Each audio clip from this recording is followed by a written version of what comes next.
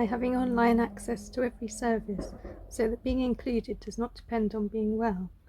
This honours God who loves and accepts us as we are, and by educating itself about the realities of disabled people's lives and the social model of disability, to reduce the stigma and prejudice we face when we come to church, so it becomes an accepting place where people are genuinely valued and their gifts used.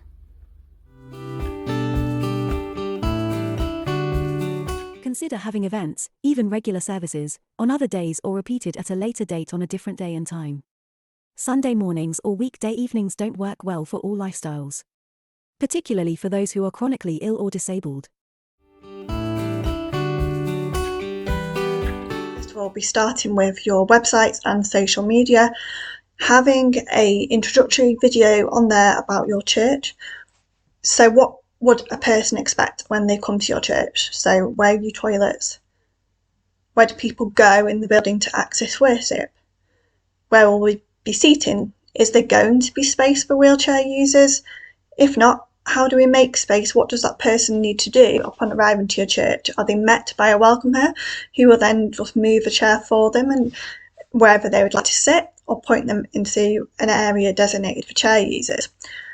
Can you show us where we'll be going for communion, where the baptisms might take place, where you go afterwards for coffee, where are the children's groups that take place, and what do these look like and who runs it?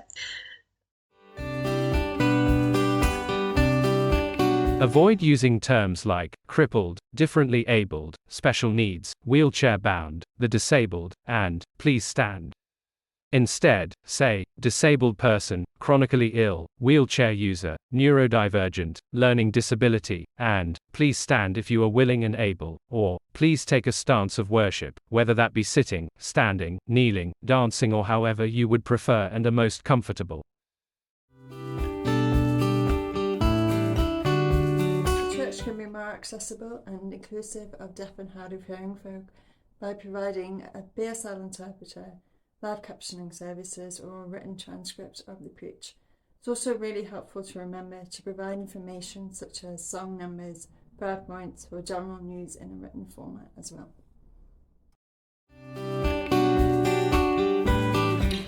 Be proactive.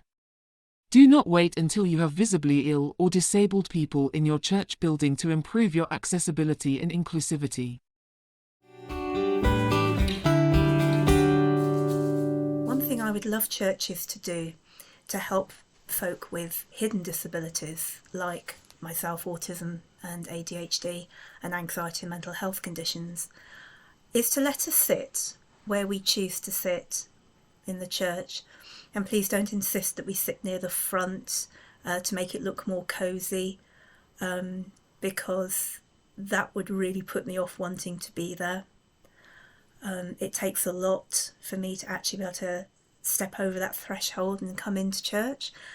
And so I need to be able to sit somewhere where I feel comfortable, where I feel safe, and where I feel I can escape from if I need to.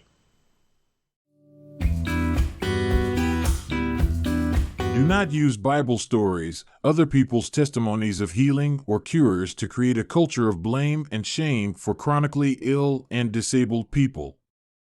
Some examples of damaging phrases are, "You need to pray harder," "You need to ask for forgiveness before God will heal you," "Clearly your faith isn't strong enough," or "Your parents/grandparents before you must have sinned causing your illness or disability." All of these are harmful.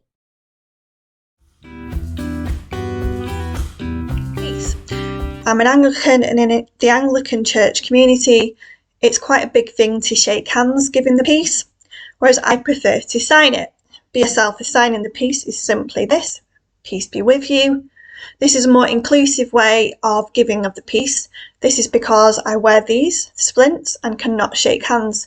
Many people may not wish to shake hands because they're not comfortable on a sensory level, or perhaps it hurts them. So being inclusive at the start of your service and saying, in our church we may share the peace by signing, saying, or simply nodding our heads. Whatever way you feel welcome, please adapt.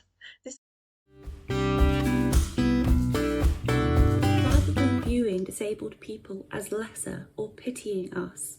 Take time to get to know the disabled and chronically ill people in your congregation and allow them to share their gifts and talents too, whether that's on the welcome team, worship team, kids team, refreshments, prayers, or anything else. We can even be leaders if you allow us, preaching if the setup is accessible.